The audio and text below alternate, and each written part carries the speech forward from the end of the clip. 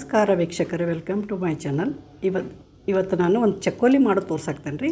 ಒಂದು ಸಣ್ಣ ಗ್ಲಾಸ್ಲಿ ಒಂದು ಗ್ಲಾಸ ಹೆಸರು ಬೇಳೆ ತೊಳೆದ ಸ್ವಚ್ಛಂಗೆ ಕುದಿಯಾಕಿಟ್ಟೇನೆ ರೀ. ಆ ಕಡೆ ಹೆಸರು ಬೇಳೆ ಕುದಿಯಾಕತ್ತವು ಮತ್ತು ಕಣಕ ನಾದಿಟ್ಕೊಂಡೀನಿ. ಚಪಾತಿ ಗೋಧಿ ಹಿಟ್ಟಿದ ಚಪಾತಿ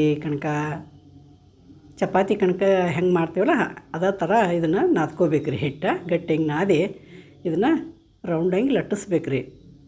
ಎಣ್ಣೆ ಅದು ಏನು ಹಚ್ಚೋದಿಲ್ಲ, ಮಡ್ಸೋದಿಲ್ಲ, ರೌಂಡಂಗೆ ಹಿಟ್ಟು ಹಚ್ಚಿ ಲಟ್ಸ್ಕೋಬೇಕು ರೀ. ನೋಡಿರಿ ಎಷ್ಟು ಚಂದ ಹಿಂಗೆ ಚಾಕು ಸಹಾಯದಿಂದ ಹಂಗೆ ಕೊರಿಬೇಕು. ಕೊರೆದ ಅದಕ್ಕೆ ಕುದಿ ಬ್ಯಾಳೆ ಒಳಗೆ ಇದನ್ನು ಮತ್ತು ಇವೆಲ್ಲ ಚಪಾತಿ ಲಟ್ಟಿಸಿ ಮತ್ತು ಕುದಿಸ್ಬೇಕು ರೀ. ಚಲೋ ತಂಗೆ ಕುದಿಸ್ಬೇಕಿದೆ. ಇದು ನಮ್ಮ ಉತ್ತರ ಕರ್ನಾಟಕದ ಕಡೆ ಚಕ್ಕೋಲಿ ಅಂತ ಮಾಡ್ತೀವಿ ನಾವು. ಭಾಳ ಟೇಸ್ಟ್ ಇರ್ತೈತೆ ರೀ. ನೀವು ಈ ಥರ ಮಾಡಿ ನೋಡಿರಿ. ಚಕ್ಕೋಲಿ ಸಣ್ಣ ಮಕ್ಕಳಿಗೆ ದೊಡ್ಡವ್ರಿಗೆ ಇದು ಭಾಳ ಟೇಸ್ಟ ಮತ್ತು ಭಾಳ ರುಚಿ ಆಗ್ತೈತಿ. ಸಂಜೆ ಮುಂದೆ ಮಾಡಿಕೊಟ್ರಂತೂ ಬಿಸಿದ ತಿನ್ನಕ್ಕೆ ಭಾಳ ಚಲೋ ಇರ್ತೈತಿ. ನೋಡಿರಿ ಈ ಥರ ಅದನ್ನು ಚಪಾತಿ ಲಟ್ಟಿಸಿ ಕೊರೆದ ಇದ್ರಾಗ ಕುದಿಸೋದ್ರಿ. ಚಂದ ಕುದಿಬೇಕು ರೀ. ಅದೆಲ್ಲ ಚಲೋ ಕುದ್ಮೇಲೆ ಎಲ್ಲ ಇದಕ್ಕೆ ಸಾಮಾನು ಹಾಕೋದಿರ್ತೈತಿ. ಮತ್ತು ಒಂದು 6 ರಿಂದ 8 ಚಪಾತಿ ಮಾಡಿ ಹಾಕ್ಕೊಂಡೇನ್ರಿ ನಾ. ನಿಮ್ಗೆ ಎಷ್ಟು ಬೇಕಷ್ಟ ನೀವು ನೋಡ್ಕೊಂಡು ಮಾಡ್ಕೋಬೇಕಾಕೈತಿ. ಇದು 4 ಜನಕ್ಕೆ ಆಗ್ತೈತೆ ರೀ. 4 ಜನಕ್ಕೆ ಆಗುವಷ್ಟು ಮಾಡೀನಿ. ನಿಮ್ಗೆ ಜಾಸ್ತಿ ಬೇಕಾದ್ರೆ ಜಾಸ್ತಿ ಮಾಡ್ಕೋಬೋದು.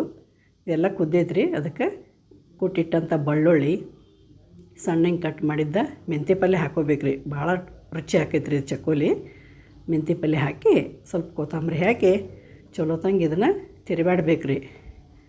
ತಿರುಗಾಡಾದ್ಮೇಲೆ ಇದಕ್ಕೆ ಹಸಿ ಖಾರ ಕುಟ್ಟಿಟ್ಕೊಂಡೇನಿ ರೀ. ಜೀರಿಗೆ ಬೆಳ್ಳುಳ್ಳಿ ಹಾಕಿ ಸ್ವಲ್ಪ ಕೊತ್ತಂಬರಿ ಹಾಕಿ ಹಸಿ ಖಾರ ಹಾಕ್ಬೇಕು ರೀ. ಇದಕ್ಕೆ ಹಸಿ ಖಾರ ಹಾಕಿರೂ ಬರ್ತೈತಿ, ಬೇಕಾದ್ರೆ ಒಣ ಖಾರ ಹಾಕಿರೂ ಬರ್ತೈತಿ. ಕರೆ ಹಸಿ ಖಾರ ಹಾಕೋದ್ರಿಂದ ಟೇಸ್ಟ್ ಚಲೋ ಆಗ್ತೈತಿ. ಅದಕ್ಕೆ ಹಸಿ ಖಾರ ಹಾಕೀನಿ. ರುಚಿಗೆ ತಕ್ಕಷ್ಟು ಉಪ್ಪು ಹಾಕ್ಬೇಕು ರೀ.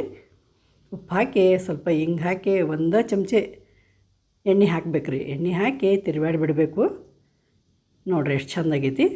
ಇದನ್ನು ಒಂದು ಸರ್ವಿಂಗ್ ಬೌಲ್ಗೆ ಹಾಕ್ಕೊಂಡು ತುಪ್ಪ ಹಾಕ್ಕೊಂಡು ಬಿಸಿ ತಿನ್ಬೇಕು ರೀ. ಭಾಳ ಟೇಸ್ಟ್ ಆಗ್ತೈತೆ ರೀ. ಇದು ಸಣ್ಣ ಮಕ್ಕಳಿಗೆ ದೊಡ್ಡವ್ರಿಗೆ ಭಾಳ ಟೇಸ್ಟ.